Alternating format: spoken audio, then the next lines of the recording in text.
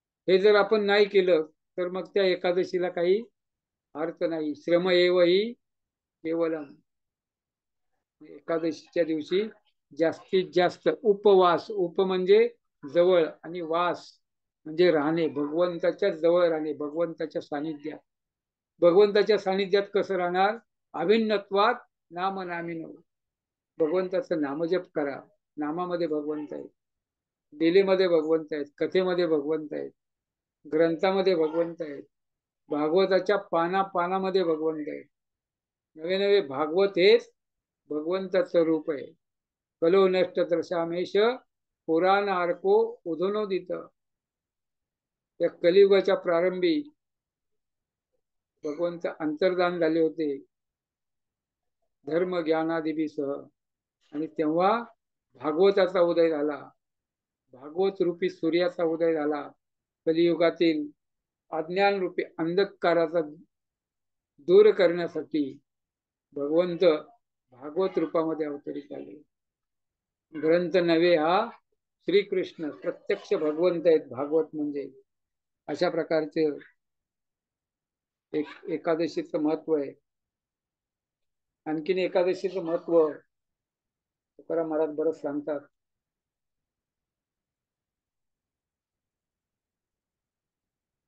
एकादशीचा अन्नपान जे नर करीची भोजन, श्वान विष्टे समान अधमजन. ते लोक अधम आहेत जे अन्नपान करतात, एकादशीला अन्न खातात, एकादशी व्रताचं पालन करत नाहीत, ते अधम आहेत. आणि ते काय खातात? पाप खातात. श्वान विष्टे समान, श्वान विष्टा खातात. विडा भक्षिती तांबूल, काळा हाती न सुटे. पूर्वीचे लोक बघा एकादशीला पान खायचे नाही किंवा सोमवारी पान खायचे नाही, तर ते लोक पूर्वीचे पालन करायचे. पण आता पान गेला आणि गुटखा आला, पुडी आली, आणि ते लोक एकादशी सोमवार पुडी गुटखा सगळं चालतो. अशा प्रकारे ही नवीन पिढी, आमचे जे पूर्वीचे मूल्य आहेत ते आम्ही सोडून दिलेलं आहे, आणि नवीन नवीन काय मिळेल ते आम्ही भक्षण करत राहतो. रोज बाज विलास भोग करीती कामिनीचा संग, तया जोडे क्षय रोग जन्म व्याधी बळवंत. कामिनीचा संग करतात, अनेक भोग त्या ठिकाणी भोगतात. महाराज काय म्हणतात? तया जोडी क्षयरोग, त्याला टीबी होईल, क्षयरोग त्या ठिकाणी होईल, जन्म व्याधी, आणि दुसरी एक व्याधी आहे जन्म मृत्यू जरा व्याधी, जन्म मृत्यूचं चक्र, भवरोग, अनेक रोग त्या ठिकाणी प्राप्त होतात.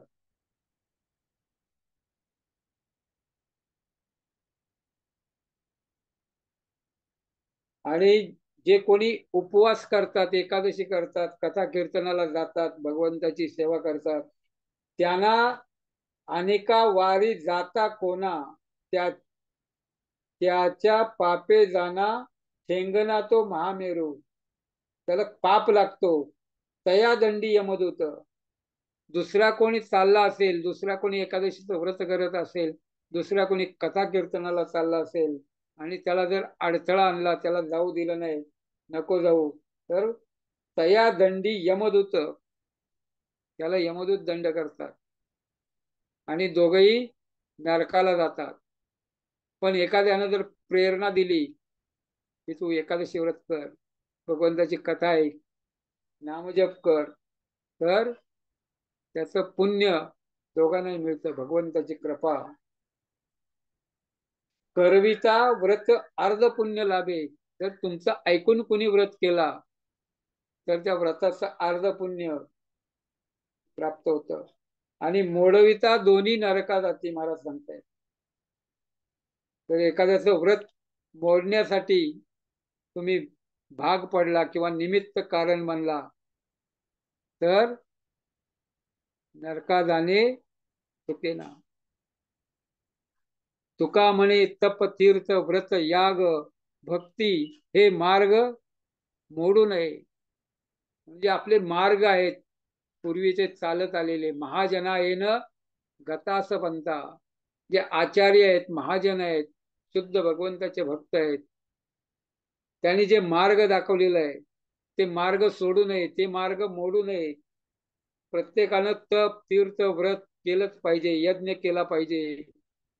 भक्तीचे मार्ग आहे ते, भक्तीचा मार्ग कधी सोडू नये महाराज सांगतायत. तर प्रस्तुत अभंगामध्ये महाराज काय सांगतायत, आम्ही तेने सुखी म्हणा विठ्ठल विठ्ठल मुखी.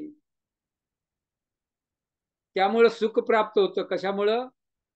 भगवंताचं नाम घेतल्यामुळं. भगवंताचं नाम आणि भगवंत याच्यामध्ये भेद नाहीये. अभिन्नत्वात नाम नामिनो. आणि ज्याच्या जवळ भगवंत आहे त्याला दुःख होईल का? पण आम्ही त्या सुखाला पारखे झालेलो आहोत. भगवंताच्या भक्तीमध्ये जे सुख आहे ते आम्हाला माहिती नाहीये. आम्ही सुखाचा शोध घेत असतो या भौतिक जगामध्ये. अनेक अनेक गोष्टी, त्याच्यामध्ये आम्ही सुखाचा शोध घेत असतो. अनेक अनेक प्रकारे, पण त्याच्यामध्ये सुख प्राप्त होत नाही. ते क्षणिक सुख आहे, तात्पुरतं सुख आहे. टीव्ही आहे, गाडी आहे, बंगला आहे, अनेक प्रकारे मनुष्य सुख घेण्याचा प्रयत्न करतो. कुणी चित्रपट पाहतो, कुणी गार्डन मध्ये फिरायला जातो, कुणी विमान प्रवासाने अमेरिकेला जाण्याचा प्रयत्न करतो. हे कशासाठी? सुख प्राप्त होईल. आपल्याला काय पाहिजे? सुख. पण ते सुख त्याच्यामध्ये मिळत नाही. या भौतिक जगामध्ये सुख नाही. भगवंत काय सांगतात? दुःखालयम अशाश्वतम. हे भौतिक जगाची रचना. इथं बोर्ड लावलेला आहे दुःखालय, आणि इथं तुम्ही सुख शोधलं तर मिळेल का? अजिबात नाही. सोनं घ्यायचं असेल तर सोन्याच्या दुकानात गेलं पाहिजे, हार्डवेअरच्या दुकानात अजिबात मिळत नाही. या दुःखालयामध्ये सुखाचा शोध म्हणजे अज्ञान आहे, भ्रामक आहे, कल्पना आहे. सुख नाहीये. हे तात्पुरतं सुख आहे. तुम्ही किती सुविधा करा, सोयी करा, सुविधा करा, एसी लावा,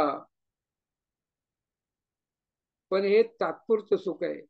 एसी मध्ये तुम्हाला तात्पुरतं बरं वाटतं, पण नंतर काय होतं? डॉक्टरकडे जावं लागतं. आपले नैसर्गिक जे स्रोत आहे, हवा, पाणी, सूर्यप्रकाश, त्याच्यापासून आपलं पोषण होतं.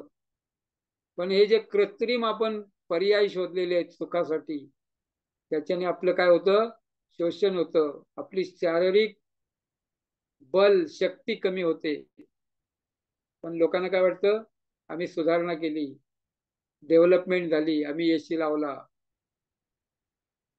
आमच्याकडे भरपूर पैसे आहे, आम्ही खर्च करू शकतो, आम्ही सुख सोयी सुविधा त्याचा भोग घेऊ शकतो.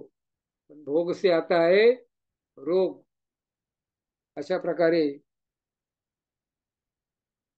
भोक्तारम यज्ञ तपसा. भगवंत एक भोगते आहेत आणि प्रत्येक जण काय आहे? भगवंताचे दास आहेत. तर या ठिकाणी महाराज सांगतायत, आम्ही तेने सुखी म्हणा विठ्ठल विठ्ठल मुखी.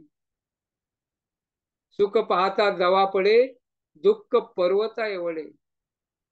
सुखाच्या शोधाला लागला तर तुमच्या हाती काय येतं? दुःख येतं. सुख किती मिळतं? जवा पडे, जवस, तीळ किंवा राईच्या मोहरीच्या दाण्या एवढं.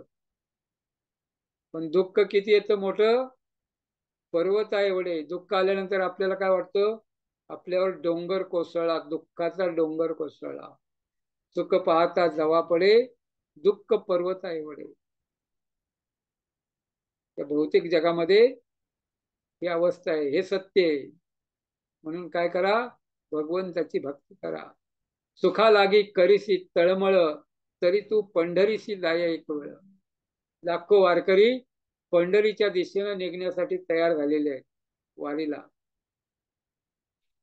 काय म्हणतात महाराज? तरी तू पंढरीशी जाय एक वेळ, मग तू अवघाची सुखरूप होसी.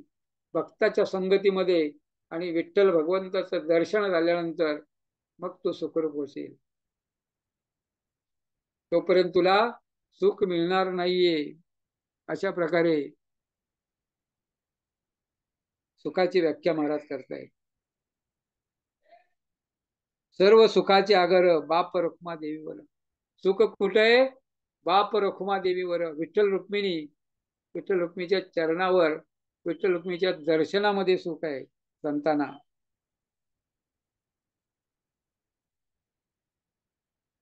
तुका म्हणे माझे हेची सर्व सुख, पाहिन श्रीमुख आवडीने. भगवंताचं दर्शन हेच माझं सर्व सुख आहे. जाता पंढरीसी सुख वाटे जीवा. सुखाची व्याख्या संतांनी केलेली आहे.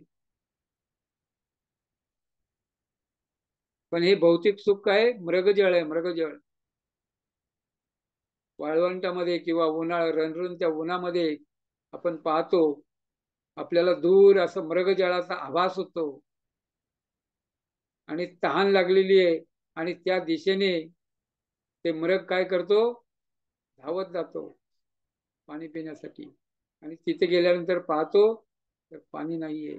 त्याला म्हणतात मृगजळ. अशा प्रकारचे मृगजळ आहे. भौतिक सुख म्हणजे मृगजळ आहे. मायादेवीनी टाकलेलं हे जाळ आहे आणि त्या जाळ्यामध्ये आम्ही अडकलेलो आहे.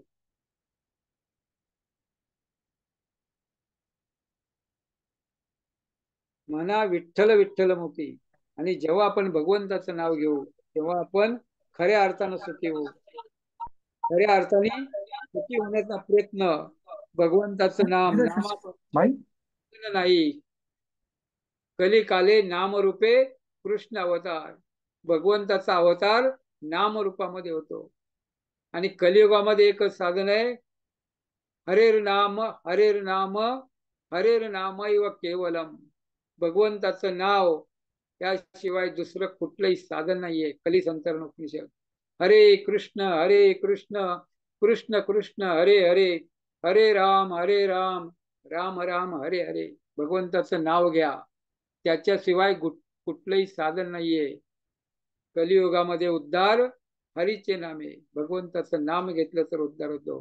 विठ्ठल भगवंत आहेत, विठ्ठलाचं नाव घ्या, रुक्मिणीचं नाव घ्या, बालाजीचं नाव घ्या, नरसिंह भगवंताचं नाव घ्या, विष्णू लक्ष्मी नारायण, राधाकृष्ण, गौरनिताई, ते भगवंत आहेत, विष्णू आहेत, त्यांचं नाव घ्या. आपुला तो एक देव करून घ्यावा. प्रत्येकाला एक इष्टदेव असावा. आपला देव राधाकृष्ण, जगन्नाथ बलदेव सुभद्रा, लक्ष्मी नरसिंह, लक्ष्मी नारायण, लक्ष्मी विष्णू, अनेक प्रकारे जे भगवंत तत्व ज्याच्यामध्ये आहे अशा भगवंत सीताराम,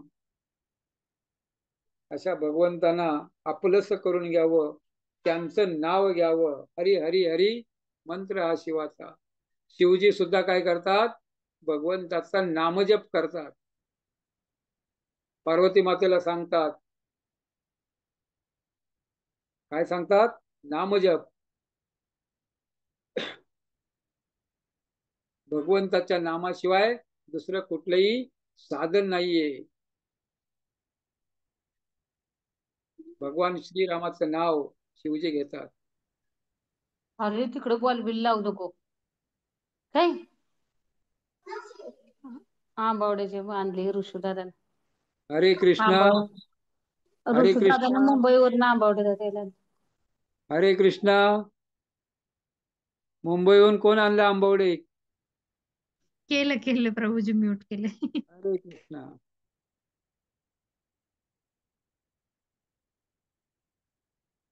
तर भगवंताचं नाम, विष्णू सहस्त्रनाम, हे विष्णू राम नाम तत्तुल्यम.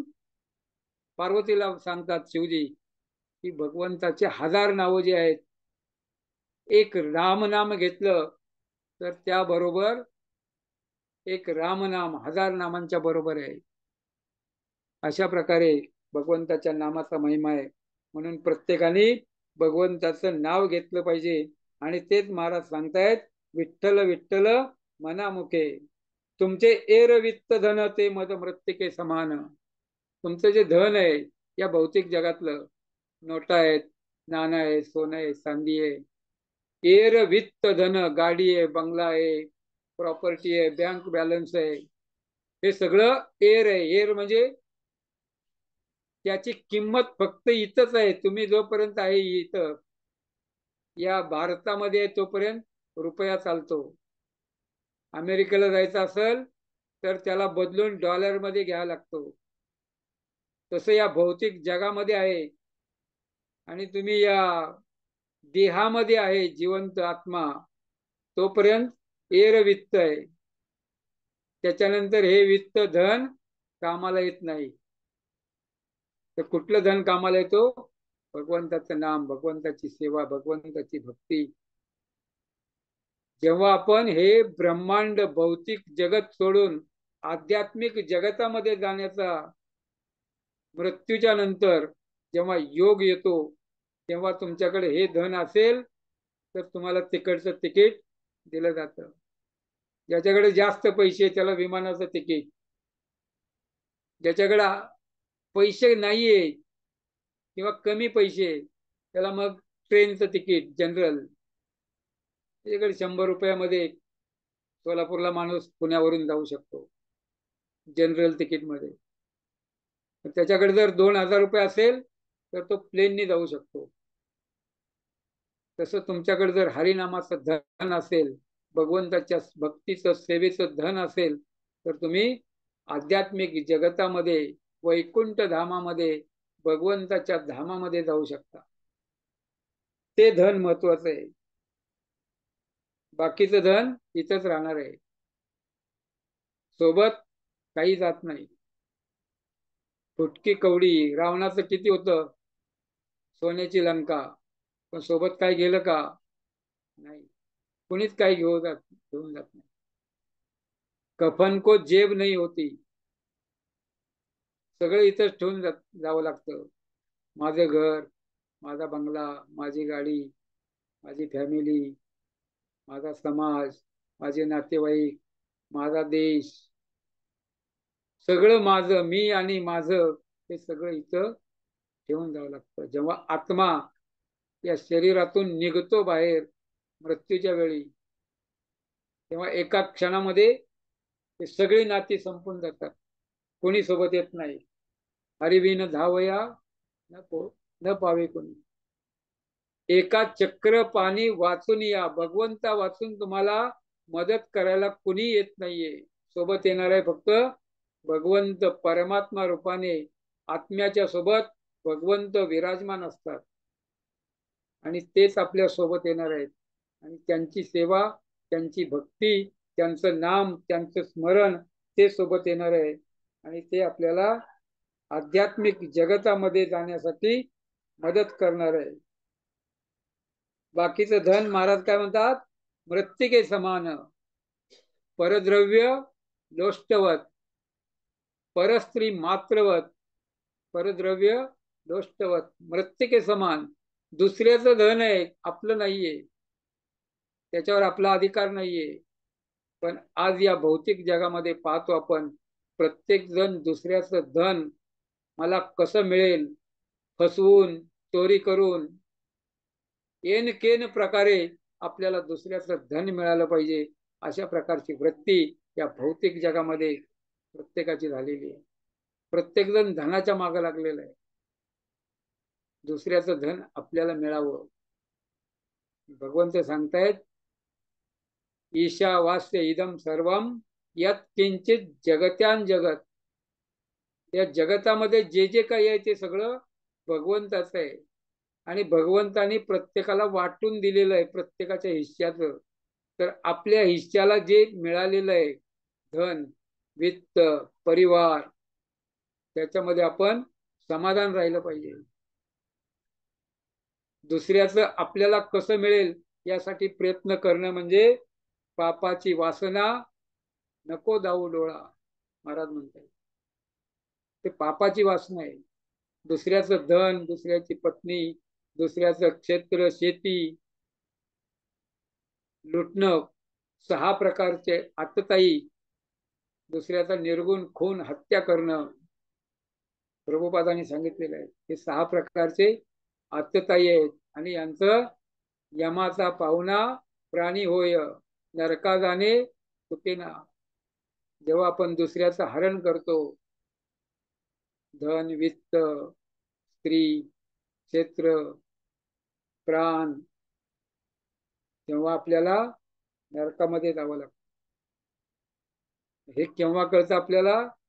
आपण जेव्हा शास्त्र वाचतो, गीता भागवत वाचतो, प्रभुपाद तुकोबाराय अशा संतांकडून आपण ऐकतो, तेव्हा आपल्याला कळतं.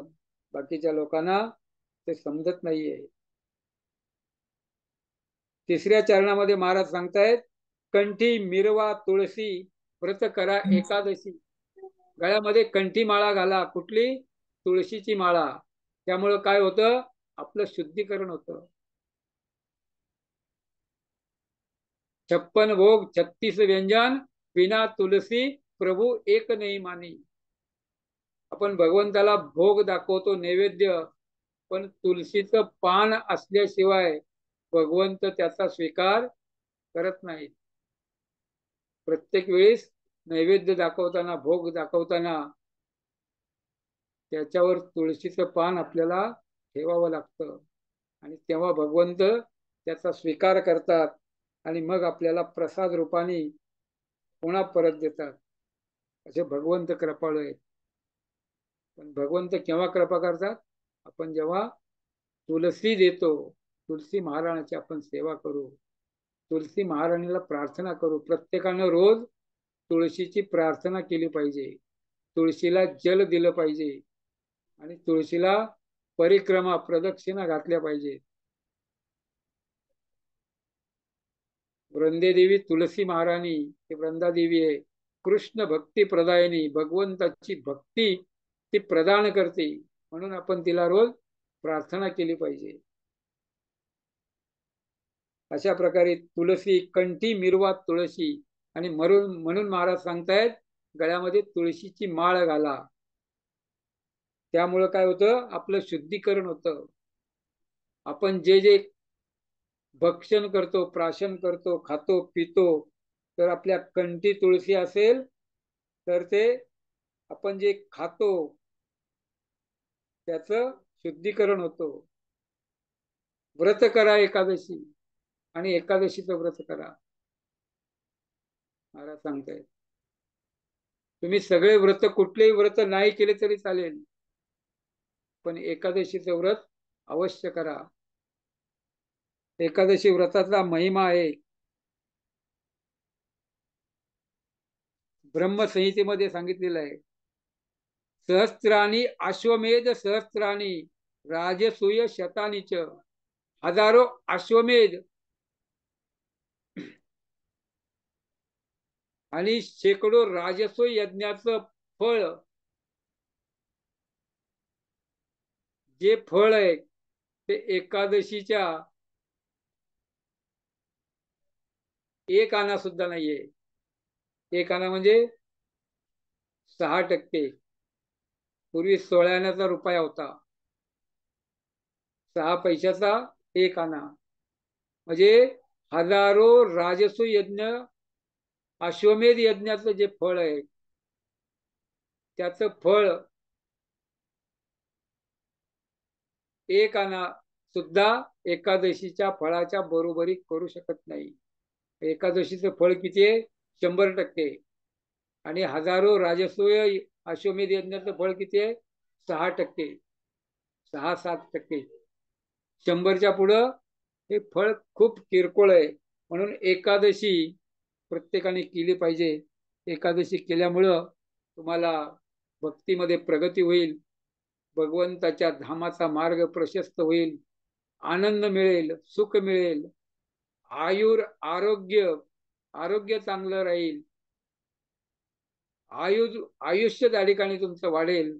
अशा प्रकारे अनेक शास्त्रामध्ये, अनेक पुराणामध्ये, स्कंद पुराण आहे, पद्मपुराण आहे, ब्रह्मसंहिता आहे, अनेक त्याच्यामध्ये एकादशीचं महात्म्य सांगितलेलं आहे. तुकोबारायांनी सुद्धा अनेक अभंगामध्ये एकादशीचं महात्म्य सांगितलेलं आहे. प्रत्येकाने एकादशी करा, आजची एकादशी सर्वांनी केली असेल. अनेक लोकांनी निर्जला केली असेल असं वाटतं मला, पण मी पण निर्जला केलेली आहे. प्रत्येकानं एकादशी करा, प्रत्येक 15 दिवसाची एकादशी करा आणि एकादशीच्या दिवशी जास्तीत जास्त भगवंताची कथा, गीता भागवताचं वाचन पाठ, भगवंताची सेवा, नामजप जास्तीत जास्त. महाराज सांगतात एकादशीच्या दिवशी दुप्पट साधना आपली दुप्पट केली पाहिजे. 16 माळाच्या ऐवजी 32 माळा आणि वाचन कथा हे सगळं दुप्पट, डबल इट. महाराज काय म्हणतात? Double it. तर आजची एक महान एकादशी आहे आणि आजच्या दिवशी प्रत्येकाने जास्तीत जास्त जप, 64 माळा अनेक लोक करतात. अनेक लोकांनी संकल्प केलेला आहे 128 माळा. अनेक लोक आमच्या इस्कॉन मंदिरामध्ये आहेत की प्रत्येक एकादशी निर्जला करणारे असे महाभागवत आहेत. जन्माष्टमी, राधाष्टमी, गौर पौर्णिमा अनेक लोक निर्जला करतात. तरी आजची पांडव एकादशी निर्जला एकादशी आहे. आणि एकादशीचं महात्म्य, तुळशीचं महात्म्य, भगवंताच्या नामाचं महात्म्य तुकोबारायांनी अभंगामध्ये सांगितलेलं आहे. जेव्हा छत्रपती शिवाजी महाराजांनी नजराणा पाठवला तुकोबारायांच्या घरी, तुकोबा घरी नव्हते, त्यांची पत्नी, मुलं, त्यांनी ते सगळं दागिने कपडे वगैरे घेतले, अंगावर घातले, छत्रपतींनी पाठवला. सर्वांना आनंद झाला आणि इतक्यामध्ये तुकोबाराय आले. तुकोबारायांनी विचारलं हे कोणी दिलं, आणि सांगितलं महाराजांनी पाठवलेलं आहे. तुकोबारायांनी सर्व दागिने, सर्व कपडे, धन सगळं ते जमा केलं आणि परत देऊन टाकलं. आणि तेव्हा अभंग महाराज सांगतात, एर वित्त धन तुमचे, एर वित्त धन ते मज मृत्तिके समान. हे धन काय आहे? मृत्तिकेच्या समान आहे, माती मोल आहे, याची आम्हाला किंमत नाही. आमच्या घरी काय आहे? मोठं धन आहे. हरेर नाम, हरेर नाम, गोलोकेर प्रेम धन. भगवंताचं नाम हे गोलोक, वृंदावन, वैकुंठातून आलेलं धन आहे. आणि ते धन आमच्याकडे असताना या धनाची आम्हाला अपेक्षा नाहीये. तेव्हा महाराजांचे जे सैनिक घेऊन आले होते त्यांनी म्हणले महाराज असे घेणार नाहीत, आपण काय करू, सकाळी महाराज आंघोळीला नदीवर येतात इंद्रायणीच्या काठी, आपण तिथं ठेवू, कोण नसताना मग महाराज घेऊन जातील. महाराजांची परीक्षा घ्यायची असा विचार त्या सैनिकांनी केला. आणि पहाटे तिथं महाराज ज्या घाटावर आंघोळीला रोज जायचे तिथं ते धन ठेवलं आणि महाराज तिथं गेले सकाळी आंघोळीसाठी, स्नानासाठी इंद्रायणीच्या काठी, आणि पाहिलं त्या ठिकाणी जेवरात आहे, धन आहे, दागिने आहेत, सोनं नाणं आहे. आणि महाराजांनी ते घाट सोडला आणि लांब दुसरीकडे स्नानासाठी गेले. आणि तिथे गेल्यानंतर लोकांनी विचारलं, अहो तुकोबा, तुम्ही रोज तिकडं आंघोळ करता, आज आमच्या घाटावर कसे आले? तर महाराज काय म्हणतात, तिथं कुणीतरी विष्ठा, संडास केलेली आहे, विष्ठा केलेली आहे. म्हणजे हे धन आहे ते विष्ठे समान आहे, आपण त्याचा त्याग केला पाहिजे असं महाराज त्या ठिकाणी आपल्या आचरणातून दाखवून देतात. अशा प्रकारचे महान संत जगद्गुरु तुकाराम महाराज की जय. श्रील प्रभुपाद की जय. हरे कृष्ण कृष्ण कृष्ण हरे हरे, हरे राम राम राम हरे हरे. हरे कृष्ण. आपण या ठिकाणी थांबूया. हरे कृष्ण. धन्यवाद प्रभूजी. कोणाला काही प्रश्न असेल तुम्ही विचारू शकता, प्रश्न असेल तर. प्रभूजी, जसं तुम्ही बोलले की वृंदादेवी किंवा तुलसी महाराणी पण आज निर्जला एकादशीचं व्रत करतात, तर मग प्रभूजी जल प्रदान नाही करत ना मग आज तुलसी महाराणी? नाही केलं तर उत्तम, बेटर आहे. सूक्ष्म हो नियम आहेत. आणि हो हो तुळशी पत्रही तोडायचे नसतात का आज मग? तुळशी पत्र नाही तोडायचं आज. आजच्यासाठी कालच तोडून ठेवायची. बरेचदा प्रभूजी असं पण मी ऐकलंय की 2 दिवस आधीच एकादशीच्या अजून एक दिवस आधीच तुलसी पत्र तोडायचं, कारण कधी कधी संध्याकाळी कधी अतिथी लागून जाती हा, आणि ते आपल्याला लक्षात नाही येत, त्यामुळे दोन दोन दिवस आधी. एकादशी होत्या ना, मग कालची पण एकादशी होती, आजची पण एकादशी. हो हो सूक्ष्म नियम आहेत, तेवढे आपण लक्षात राहत नाही किंवा आपण तेवढे पालन करू शकत नाही. हो पण हो छोट्या गोष्टी लक्षात ठेवल्या तर बेटर आहे. हो. नाही ना माताजी, तुमचा हँड रेस आहे. हरे कृष्ण, दंडवत प्रणाम प्रभूजी. प्रभूजी, तर तुमचा क्लास कोणाला खूप सुंदर असतो, म्हणजे एकदम साध्या सिंपल सरळ भाषेमध्ये खूप छान सांगता तुम्ही, अवघड गोष्टी पण अगदी सोप्या करून. आणि प्रभूजी, प्रश्न असाच माताजीने विचारलेला की आता आज तर निर्जला आहे म्हणून तुळशीला पाणी नाही घातलं तर योग्य राहील, म्हणजे तुळशी महाराणीचा पण उपवास आहे म्हणून. पण मग हा, इतर एकादशीच्या दिवशी कसं काय, आणि मग द्वादशीला पाणी घातलं तर चालतं का? द्वादशीला नो प्रॉब्लेम. द्वादशीला दशमीला काय प्रॉब्लेम नाही. म्हणजे जसं आपलं उपवासाचं पारण असतं तसंच तुलसी महाराणीचं पण फॉलो करायचं की कसं? तुलसी महाराणीला आपल्या एवढं पालन करायची गरज नाही, फक्त एक दिवस. दुसऱ्या दिवशी कधी घालू शकता तुम्ही, नो प्रॉब्लेम. जी प्रभूजी, धन्यवाद प्रभूजी. हरे कृष्ण, दंडवत प्रणाम. दंडवत प्रणाम. रेखा, रेखा माताजी. हरे कृष्ण हरे प्रभूजी, दंडवत प्रणाम. प्रणाम. लहान मुलांना निर्जला म्हणजे एक 10-11 वर्षाच्या मुलींना वगैरे निर्जला जमत लहान नाही. समजा मुलाला 12-1 वाजेपर्यंत केली तर परत हे केलं तर चालेल का? लहान मुलांना सोसल तसं करायचं. जास्त 5 वर्ष आहेत, 10 वर्ष आहेत तर त्यांच्या इच्छेने घ्यायचं. आपण त्यांना फोर्स करायचा नाही.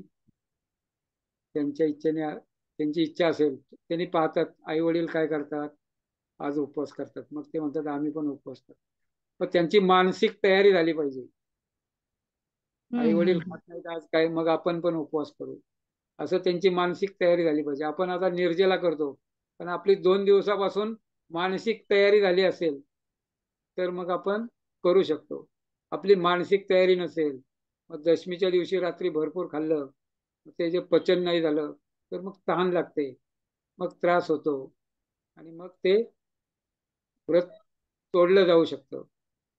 मग आपली मानसिक तयारी अगोदर होणं गरजेचं आहे. लहान मुलं 12 वर्षाच्या आतले आहेत किंवा 5 वर्षाच्या आतले, त्यांना फोर्स करायची आवश्यकता नाही. आणि जे आणि प्रभूजी, निर्जला करताना घरातल्यांचा थोडासा विरोध असतो, म्हणजे डायरेक्ट किंवा इनडायरेक्टली ते ब्रेक करण्याचा प्रयत्न करतात. तर तेव्हा मग कशा पद्धतीने हे करायचं? त्याला काय विलाज नाही. घरातले विरोध करत असतील त्यांना प्रभूजी, समजून सांगायचं. माताजी, घरातल्यांना सांगायचं नाही, गुपचूप करायचं माझ्यासारखं. नाही, दंडवत घरातले प्रणाम. लक्ष ठेवतात ना, अशा दंडवत वेळी काय प्रणाम करतात, प्रभूजी. घरातले वाच तर ठेवतात की म्हणजे तुम्ही आता आधी काय 2 पिलं नाही, दिवसापासूनच लक्ष ठेवतात माताजी. तुम्ही काय खाल्लं नाही, ते भगवंताकडे लक्ष नाही ठेवणार, ते तुमच्याकडे लक्ष ठेवणार. मग तुमची तब्येत खराब होईल, मग तुम्हाला चक्कर येईल, मग दवाखान्यात न्यायला लागेल. मग त्याला तुमची काळजी असते, काळजीपोटी ते करतात. पण त्यांना कन्वे करणं, समजून सांगणं, ते आपल्याला नाही जमलं तर एखाद्या वरिष्ठ भक्ताकडून, संत महात्म्याकडून त्यांना आपण समजून सांगण्याचा प्रयत्न केला पाहिजे की बाबा, भगवंताची भक्ती हे सर्वश्रेष्ठ आहे आणि त्याच्यामध्ये एकादशी व्रत हे प्रत्येकानं करणं जरुरी आहे. प्रयत्न करून सांगून बघायचं आणि आपलं आहे ते जास्त विरोध न करता आपलं आहे ते चालू ठेवायचं. त्यांच्या तोंडाला लागायचं नाही, भांडायला लागायचं नाही आणि आपलं सोडायचं नाही. अंतःकरणामध्ये आपण भगवंताशी एकनिष्ठ राहायचं. हरे कृष्ण.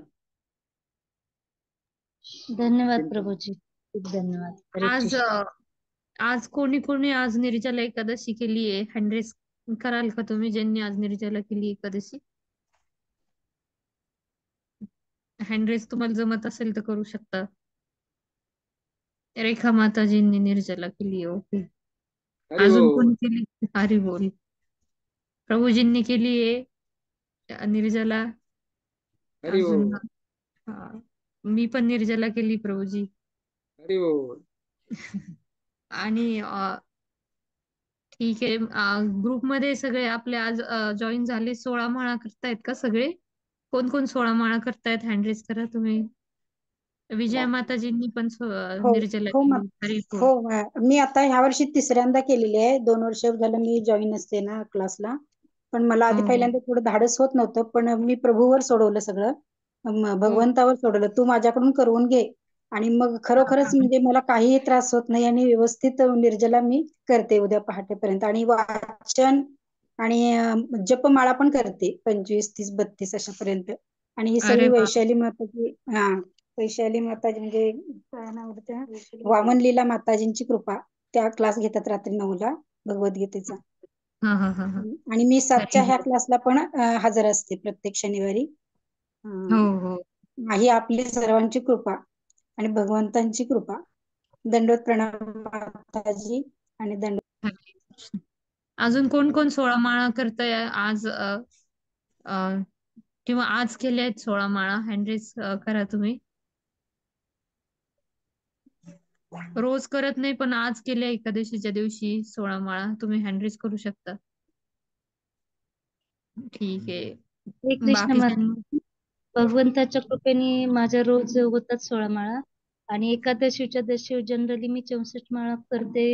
आणि आज भगवंतानी 100 माळा करून घेतल्या माता. हरे कृष्ण. हरी हरी बोल. बोल. हरी बोल. हरी बोल, 100 हरी माळा. बोल.